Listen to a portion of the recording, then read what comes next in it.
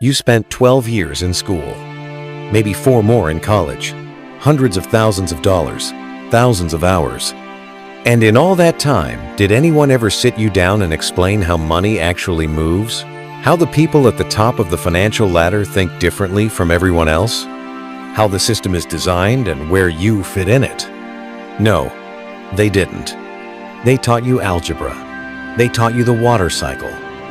They taught you the dates of wars that ended before your grandparents were born. But nobody taught you the most important financial concept of your life.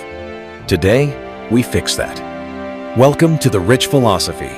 I'm going to walk you through Robert Kiyosaki's Cash Flow Quadrant, one of the most powerful frameworks ever created for understanding money, income, and freedom. And by the end of this video, you will see your own financial life completely differently. Let's get into it. In 1998, Robert Kiyosaki published a follow-up to Rich Dad Poor Dad called the Cash Flow Quadrant. And while Rich Dad Poor Dad changed how people think about money, the Cash Flow Quadrant changed how people think about themselves. Here's the core idea.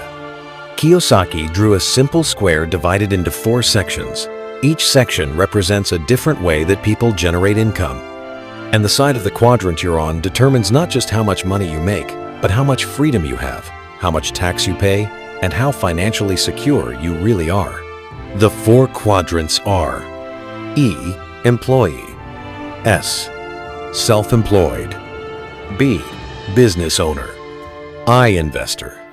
Most people spend their entire lives on the left side, E and S. The wealthy live on the right side, B and I. And here's the brutal truth schools never told you. The entire education system was designed to prepare you for the left side, to be a good employee, to follow rules, show up on time, and trade your hours for a paycheck. Nobody prepared you for the right side.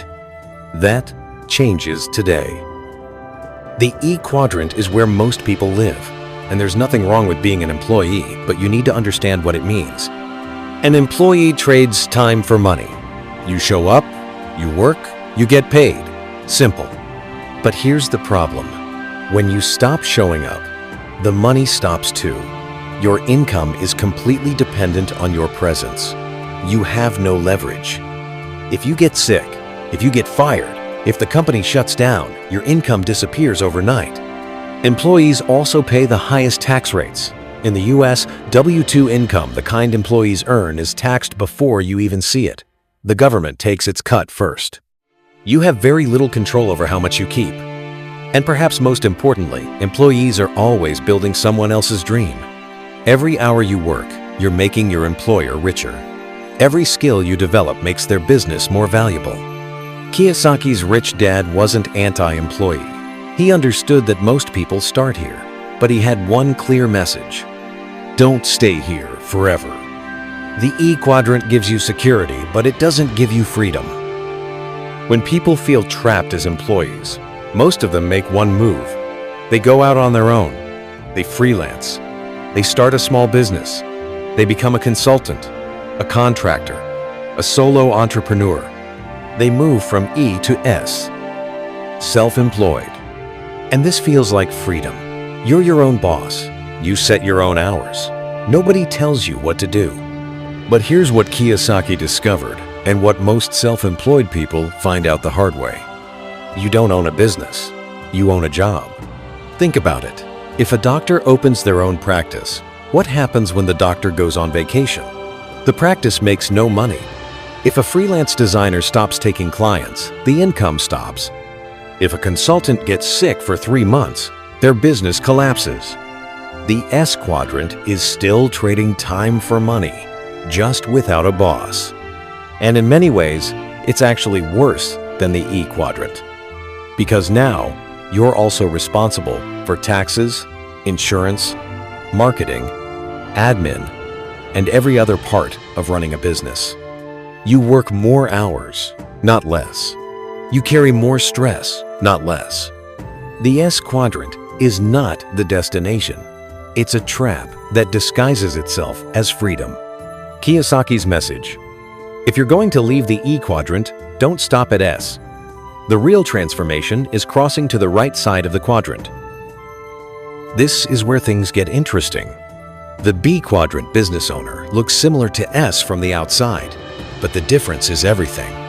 Kiyosaki defines a true B quadrant business this way: a business you own that can run for a year without you. Read that again. A business that runs without you. Not a freelance practice, not a consulting firm where you are the product. A system, a team, a process, a structure that generates income whether you show up or not. This is the shift from working in a business to working on a business. McDonald's is the most famous example. Ray Kroc didn't become a billionaire by flipping burgers. He built a system where thousands of other people flipped burgers, and every single one of them made him money. The B quadrant owner asks different questions than the E or S quadrant worker. Instead of, "How can I work harder?" they ask, "How can I build a better system?" Instead of, "How do I find more clients?" they ask, "How do I build a team that finds clients for me?" The B quadrant is where true financial leverage begins. Your income is no longer limited by your hours. You can be sleeping, on vacation, or doing something else entirely, and the business keeps generating money. This is why Kiyosaki says, "The goal is not to work for money. The goal is to build systems that work for you." The I quadrant is the ultimate destination, and it's the one that schools are most completely silent about. An investor makes money with money. Full stop. They don't trade time. They don't build systems. They deploy capital, and capital generates more capital. Dividends, rental income, interest, appreciation money, working 24 hours a day, 7 days a week, 365 days a year, with no vacation. Warren Buffett is the ultimate I quadrant example. He doesn't run companies. He invests in them, and his money compounds over decades into billions. But here's what most people misunderstand about the I quadrant. You don't need to be rich to start. You need to develop the investor mindset. Kiyosaki's rich dad taught him that everyone at every income level should be putting some money into the I quadrant, even if it's a small amount in index funds, even if it's one rental property. The habit and the mindset matter as much as the amount. Because here's the mathematical reality of the I quadrant. Compound interest is the most powerful force in personal finance. $1 invested at 25 is worth vastly more than $1 invested at 45. Time is the investor's greatest asset, and most people waste it staying in the E quadrant, waiting until they have enough to invest. You never have enough if you never start. The I quadrant mindset says, invest first, always, even if it's small. Because you're not just investing money, you're investing in your future freedom. Let's bring it all together. The cash flow quadrant isn't just a financial model. It's a map of your life showing you exactly where you are and where you need to go. Most people are in E and S trading time for money, paying the most taxes with the least security and the least freedom. The wealthy live in B and I, where systems and capital work for them, where taxes are lower, where income continues, whether they show up or not. And the school system? It trained you perfectly for the left side. It gave you the skills to be a great employee, but it never showed you the right side even existed. Now you know. The question is, what are you going to do with that knowledge? Are you going to stay in the quadrant you were trained for? Or are you going to start the slow, deliberate, deeply rewarding journey toward the right side? That's what the rich philosophy is about. Not shortcuts, not luck. The deep mindset shifts that actually change financial lives. Hit subscribe because next week, we go even deeper. We're exploring one of the most dangerous financial myths ever told, the idea that your house is your greatest asset. Spoiler, Kiyosaki disagrees strongly. This is The Rich Philosophy. See you next week.